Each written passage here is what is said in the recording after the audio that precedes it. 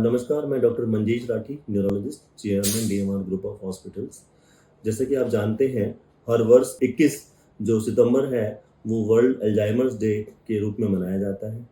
दोस्तों, जैसा कि आप जानते हैं, जैसे हम लोगों की डेमोग्राफी चेंजेस आ रहे हैं, तो हमारी ऐसी पॉपुलेशन है, जो ओल्ड पॉपुलेशन है, जो 60 साल, 70 साल की ज़्यादा उम्र वाली पॉपुलेशन बढ़ रही है। इसी के साथ में वो बीमारी भी बढ़ रही हैं, जो ऐसी ओल्ड एज पॉपुलेशन को अफ़ेक्ट करती हैं। जैसा कि देखने को मिलता है न्यूरोलॉजी में, काफ़ी कॉमन प्रॉब्लम बढ़ रही हैं, जिसमें कि अल्जाइमर डिज़ीज़ और डिमेंशिया।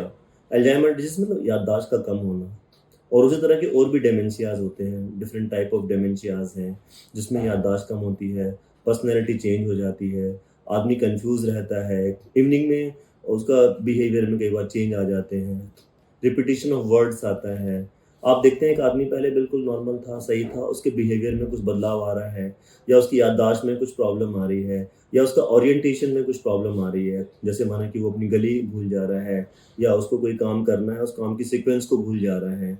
तो ये सब लक्षण हैं कि आपके जो है दिमाग में कोई ना कोई डिमेंशिया आ रहा है। डिमेंशिया मतलब फॉरगेटफुलनेस।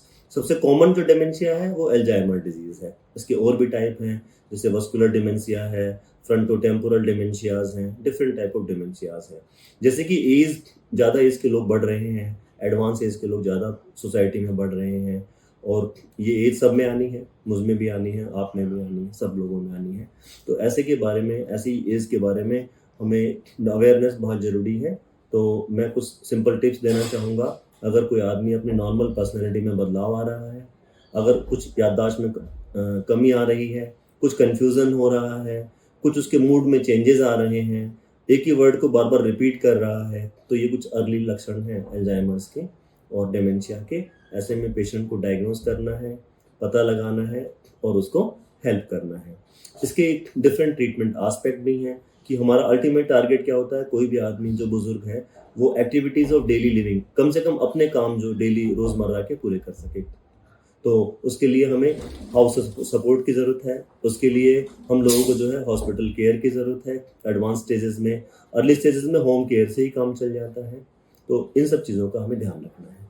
तो जो हम लोगों के घर में जो भी घर हैं जिसमें बुज़ुर्ग रहते हैं, उनमें हमें ख़ासकर ध्यान रखना है। अगर उनकी पर्सनैलिटी में कुछ बदलाव आ रहे हैं, उनकी याददाश्त में कमी आ रही है, उनके मूड में कुछ चेंजेस आ रहे हैं, एक ही वर्ड को बार-बार रिपीट कर रहे हैं, और उनके मन में कुछ डिल्यूज़न आ रहे हैं, तो ऐसे में हमें ध्यान रखना है, ये डिमेंशिया का पार्ट हो सकता है। उसको जल्दी डायग्नोज़ करना है, उसे सपोर्ट करना है, उसे हेल्प करना है, मेडिकल हेल्प की ज़रूरत है तो मेडिकल हेल्प देनी है। धन्यवाद।